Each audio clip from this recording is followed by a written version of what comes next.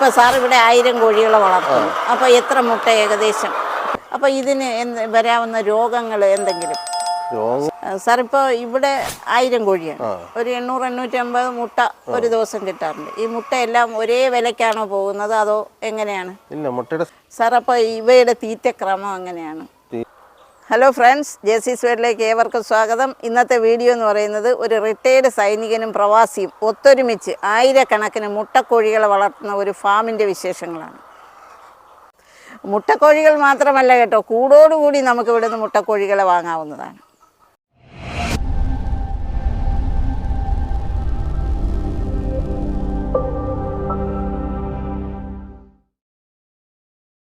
Hello sir, good morning.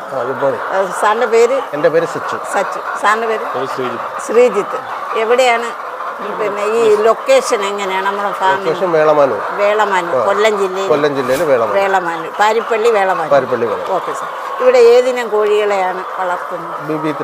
BB380 മാത്രം. അത് മാത്രമാണ് ഇവിടെ ഫാമിൽ. ഏകദേശം എത്ര BB380 കോഴികൾ? ഇവിടെ ഇപ്പം 1000 BB3. ഇത് കൂടാതെ സാറിന് വേറെ കൃഷി ഉണ്ടോ? വീട്ടിലും ഉണ്ട്. അതും BB380. എന്താ സാർ BB380 കോഴി തന്നെ ഏറ്റവും കൂടുതൽ മുട്ട ഉത്പാദനം കൂടുതൽ? ഇപ്പൊ സാർ ഇവിടെ 1000 കോഴികളെ വളർത്തുന്നു. അപ്പൊ എത്ര മുട്ട ഏകദേശം കിട്ടും? ഏകദേശം 800 മുട്ട ഡെയിലി കിട്ടും. ഇനി എനിക്ക് ഒരു സംശയം എന്ന് പറയുന്നത് സാർ, പിന്നെ ഈ BB380 ഏത് കോഴിയായാലും, ഞാൻ കോഴിയുടെ ഒരുപാട് വീഡിയോസ് ചെയ്തിട്ടുണ്ട്. അപ്പോൾ അവർ പറയുന്നത് കോഴി കുഞ്ഞുങ്ങളെ വളർത്തുന്നത്, അവരെന്ന് പറഞ്ഞാൽ എൻ്റെ മാന്യ സബ്സ്ക്രൈബേഴ്സാണ്, അവരുടെ ചില അഭിപ്രായങ്ങൾ, കമൻസാണ്. അതായത് കോഴി കുഞ്ഞുങ്ങളെ വളർത്തി വിൽക്കുന്ന ആദായകരമാണ്, പക്ഷേ ഈ BB380 ആയാലും ഏത് കോഴിയായാലും മുട്ടക്കോഴികളെ വളർത്തുന്നത് ലാഭകരമല്ല, നഷ്ടമാണ്, തീറ്റ ചെലവ് കൂടുതലാണ്. അപ്പോൾ സാർ ഇതിൻ്റെ തീറ്റ ചെലവ് എങ്ങനെയാണ്? സാറ് എങ്ങനെയാണ് ഈ അഭിപ്രായത്തോട് സാറിൻ്റെ അഭിപ്രായം എന്താ? അല്ല, അത് ഒരിക്കലും തെറ്റായ ഒരു പ്രചരണമാണ്. നഷ്ടം ഒരിക്കലും വരില്ല. നഷ്ടം വരിക എന്ന് പറഞ്ഞു കഴിഞ്ഞാൽ ഒന്നീ കോഴികൾക്ക് എന്തെങ്കിലും സംഭവിക്കും. അല്ലെങ്കിൽ രോഗമോ മറ്റോ കഴിഞ്ഞാൽ മുട്ട ഇടത്തില്ല. അങ്ങനെ എന്തെങ്കിലും ഉണ്ടെങ്കിൽ നഷ്ടത്തിൽ പോകും. അല്ലാതെ കോഴി നമ്മൾ നല്ല രീതിയിൽ നോക്കി ഒരു 80-85% മുട്ട കിട്ടുകയാണെങ്കിൽ ഒരിക്കലും നഷ്ടമല്ല. 80-85% മുട്ട കിട്ടുന്ന കോഴിയാണ് വളർത്തുന്നതെങ്കിൽ മുട്ടക്കോഴി വളർത്തൽ ലാഭകരം തന്നെയാണ്. അതാണ് സാറിൻ്റെ അനുഭവം. Okay sir. സാർ, അപ്പോൾ ഇവയുടെ തീറ്റക്രമം എങ്ങനെയാണ്? തീറ്റ BB3ക്ക് സാധാരണ 100 തൊട്ട് 120 ഗ്രാമാണ് ഒരു കോഴിക്ക് പെർ ഡേ കൊടുക്കേണ്ടത്. ഒരു ദിവസം 100 മുതൽ 120 ഗ്രാം. പല കോഴികളും പല രീതിയിൽ ആഹാരം കഴിക്കും, ചില കുറച്ച് കഴിക്കുന്നുണ്ട്. അതുകൊണ്ടാണ് എന്ത് ആഹാരമാണ് സാർ? നമ്മുടെ കൃഷിയുടെ കമ്പനിയുടെ ബ്രാൻഡിന്റെ തീറ്റ, കൃഷി ബ്രാൻഡിന്റെ തീറ്റയാണ് കൊടുക്കും. അതിന്റെ പില്ലറ്റും കൊടുക്കും നമ്മൾ. അത് കൂടാതെ ലെയർ മാഷും കൊടുക്കും. ഇത് രണ്ടുമാണ് നമ്മൾ കൊടുക്കും. എത്ര നേരമായിട്ടാണ് സാർ? 2 നേരം. പിന്നെ എൻ്റെ ഒരു സംശയം ചോദിക്കട്ടെ, BB380 കോഴികൾക്ക് ഈ പച്ചിലകൾ അതുപോലെ തന്നെ വാഴയില ഒക്കെ കൊടുക്കാൻ പറ്റുമോ? പറ്റും. നമുക്കിപ്പോൾ വീട്ടിൽ ഒരു 50 കോഴി 100 കോഴി വീട്ടമ്മമാർക്ക് തുറന്നിട്ട് വളർത്തുകയാണെങ്കിൽ നമുക്ക് അങ്ങനെയൊക്കെ ചെയ്യാം. ഇപ്പൊ ഇത്രയും വലിയൊരു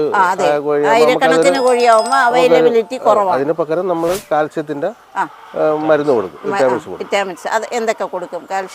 കാൽസ്യത്തിന്റെ കൊടുക്കും, നമ്മൾ ലിവർ ടോണിക് കൊടുക്കും, പിന്നെ മൾട്ടി വിറ്റാമിനും കൊടുക്കും. ഇത് മൂന്നും നമ്മൾ ഇതിന് അഡീഷണൽ ആയിട്ട് കൊടുക്കും. പിന്നെ മാസത്തിൽ ഒരു തവണയോ വല്ലോ നമ്മൾ പ്രോട്ടീൻ ഇച്ചിരി കൂടുതൽ കിട്ടാൻ വേണ്ടി നമ്മൾ ചെറുപയർ മുളപ്പിച്ച ചെറുപയറും. അപ്പോൾ 80-85% മുട്ട നമുക്ക് കിട്ടുന്നുണ്ട്.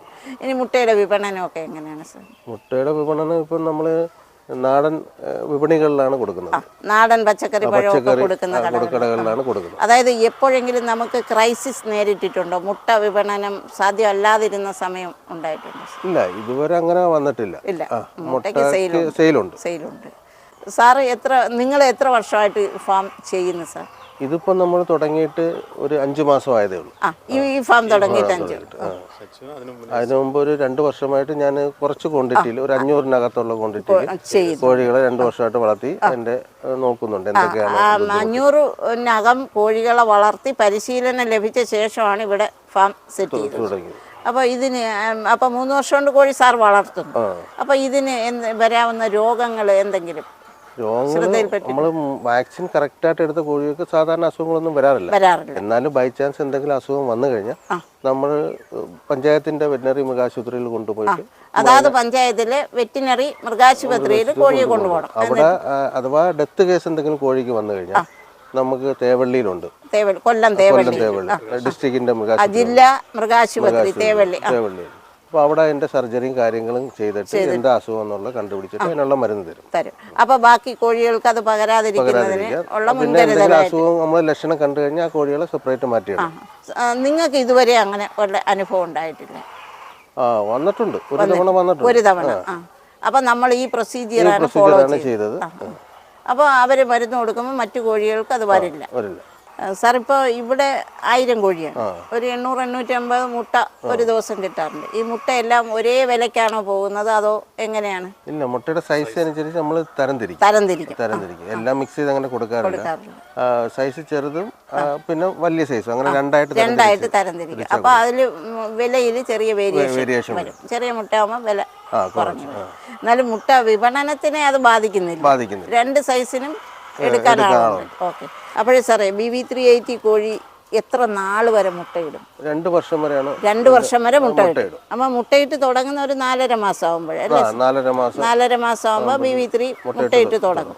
അപ്പോൾ അത് കഴിഞ്ഞിട്ട് നമുക്കൊരു 2 വർഷം വരെ മുട്ടയെടുക്കും. അത് കഴിഞ്ഞിട്ട് നമ്മൾ കോഴി എങ്ങനെയാണ് സെയിൽ ചെയ്യും? അതിന് ബുദ്ധിമുട്ടൊന്നും ഇല്ലല്ലോ? അതിന് ബുദ്ധിമുട്ടില്ല, ആവശ്യക്കാർ ഇഷ്ടംപോലെ ധാരാളം. അപ്പോൾ ഇത് പെർ ഹെഡ് എണ്ണമാണോ അതോ തൂക്കം? 2 രീതിയിൽ എടുക്കുന്നവരുണ്ട്. പെർ ഹെഡായിട്ട് എടുക്കുന്നവരുണ്ട്, തൂക്കത്തിലും എടുക്കുന്നവരുണ്ട്. അപ്പൊ അതിന് വിപണനത്തിന് ബുദ്ധിമുട്ടില്ല. ഇപ്പോഴും ആൾക്കാർ ഇഷ്ടംപോലെ ഉണ്ട്. അപ്പൊ നമ്മൾ മുട്ട ഇടുന്ന കോഴിയായാലും 2 മാസം പ്രായമായി വാക്സിനേഷൻ കഴിഞ്ഞ കോഴിയായാലും വാങ്ങി നമ്മൾ 2 വർഷം മുട്ടയെടുത്ത് നമ്മൾ വിൽക്കുമ്പോഴും നമുക്ക് ഏകദേശം ആ പൈസ തിരിച്ച് കിട്ടുന്നു. ഏകദേശം 50% നമുക്ക് കിട്ടുന്നുണ്ട്. അതായത് കുഞ്ഞുങ്ങളാണേ സെയിം വില കിട്ടുന്നുണ്ട്. അതേസമയം മുട്ട ഇടാറായ കോഴിയാണെങ്കിൽ നമുക്ക് 50% നമുക്ക് തിരിച്ചും കിട്ടും. അപ്പോൾ കോഴി വളർത്തൽ ലാഭകരം തന്നെയാണല്ലോ സാർ? നേരെ നോക്കിക്കഴിഞ്ഞാൽ ലാഭകരമാണ്. നമ്മൾ നോക്കുന്ന കണക്കിരിക്കും. അപ്പോൾ സാറേ ഈ കോഴി വളം സാർ എന്ത് ചെയ്യുന്നത്? കോഴി വളം നമുക്ക് സെപ്പറേറ്റ് ടാങ്ക് ഉണ്ട്. അതായത് ഒരു ടാങ്കിനകത്ത് നിറഞ്ഞു കഴിഞ്ഞാൽ അതിനകത്ത് ഇനാക്കുലവും ചുണ്ണാമ്പും മിക്സ് ചെയ്തിടും. അത് വളമായി കഴിയുമ്പോൾ കർഷകർക്ക് ചാക്ക് ഒരു ചാക്ക് ഇവിടെ എങ്ങനെ വിലക്ക്? 70-80 രൂപ വെച്ച് കിട്ടും. അപ്പൊ ഇതിന് സെയിലിന് ആളുണ്ട്. നേരത്തെ ബുക്കിംഗ് ആണ്, ആൾക്കാർ ബുക്ക് ചെയ്തിട്ടുണ്ട്. അപ്പൊ ഇത് ഒരു അഡീഷണൽ വരുമാനമാണ്. അതെ. സാറിന് നിങ്ങളെ സഹായിക്കാൻ മറ്റാരെങ്കിലും? സഹായത്തിന് നന്ദുവിനെ നിർത്തിയുണ്ട്. നന്ദുവാണ് കോഴിയുടെ എല്ലാ കാര്യങ്ങളും. അമ്മ നിൽക്കുന്നത്? അമ്മയും ചെറിയ ഹെൽപ്പ് ചെയ്യും. അപ്പൊ ഇവരുടെ എല്ലാ ജോലി കൂലി എല്ലാ ഫുഡ് എല്ലാം കഴിഞ്ഞിട്ട് ഇതിനകത്തുനിന്ന് ലാഭം നമുക്ക് പ്രതീക്ഷിക്കാൻ പറ്റും? തീർച്ചയായിട്ടും പറ്റും. ഇനി എനിക്കൊരു സംശയമുള്ളതേ സാർ, ഇപ്പോൾ ഒരു എല്ലാവർക്കും 1000 കോഴിയൊന്നും വളർത്താൻ സൗകര്യമില്ല. ഒരു 100 കോഴി വളർത്തുന്ന ഒരു വീട്ടമ്മയ്ക്ക് എന്തെങ്കിലും ഒരു ലാഭം പ്രതീക്ഷിക്കാൻ പറ്റുമോ? പിന്നെ സുഖമായിട്ട്. ഇതിന് പ്രത്യേകിച്ച് നമുക്ക് ഒന്നാമത്തെ കാര്യം സമയം കണ്ടെത്തണ്ട. രണ്ടാമത്തേന്ന് പറഞ്ഞാൽ വീട്ടമ്മയ്ക്ക് വീട്ടിലെ കാര്യങ്ങളും എല്ലാം നോക്കിയിട്ട് ഒരു മുട്ടയിൽ നിന്ന് എങ്ങനെയായാലും ഒരു 3 രൂപ പ്രതീക്ഷിക്കാം ഒരു കോഴി. Okay sir. സാറേ ഇത് സാറ് നിർമ്മിച്ച് കൊടുത്ത കൂടല്ലേ? ഇത് എത്ര കോഴിക്കുള്ളതാണ്? 24 കോഴി ഇടാം. ഇത് നമുക്ക് ഇതിന്റെ പ്രത്യേകത എന്ന് പറഞ്ഞാൽ നമുക്ക് ടെറസിന്റെ മേളിലോ നമ്മുടെ വീട്ടിന്റെ ഈ അടുക്കള ഭാഗത്തോ എവിടെയെന്ന് വെച്ച് കഴിഞ്ഞാൽ നമുക്ക് വെക്കാം. വീട്ടിൽ ആവശ്യമുള്ള മുട്ട കിട്ടും. ബാക്കി അധികം വരുന്ന മുട്ട നമുക്ക് കൊടുക്കാൻ പറ്റും. അതിന് പ്രത്യേകിച്ച് ഒരു സമയം കണ്ടെത്തുകയോ ഒന്നും വേണ്ട. ആർക്ക് വേണമെങ്കിലും ഇത് കൈകാര്യം ചെയ്യാൻ വീട്ടമ്മമാർക്ക് സൗകര്യം പോലെ ചെയ്യാം. ഇതിപ്പോ അവര് ടെറസിന്റെ മേളിലാണ് വെച്ചത്. നമുക്ക് ഇത് തറയിലും വെക്കാൻ പറ്റും. സാർ, മുട്ടക്കോഴി വളർത്തലുമായി ബന്ധപ്പെട്ട് ഇത്രയേറെ വിവരങ്ങൾ പ്രേക്ഷകർക്ക് പകർന്നു തന്ന നിങ്ങൾക്ക് നമ്മുടെ എല്ലാവിധ അനുഗ്രഹങ്ങളും. ഓക്കെ, സന്തോഷം സാർ. ഫ്രണ്ട്സ്, ദീർഘനാളത്തെ സൈനിക സേവനത്തിനും പ്രവാസത്തിനും ശേഷം കോഴി വളർത്തൽ തന്നെ ജീവിത മാർഗമായി തിരഞ്ഞെടുത്ത ഇവർ സമൂഹത്തിന് തന്നെ ഒരു മാതൃകയാണ്. മറ്റൊരു വീഡിയോയുമായി നമുക്ക് വീണ്ടും കാണാം. ബൈ.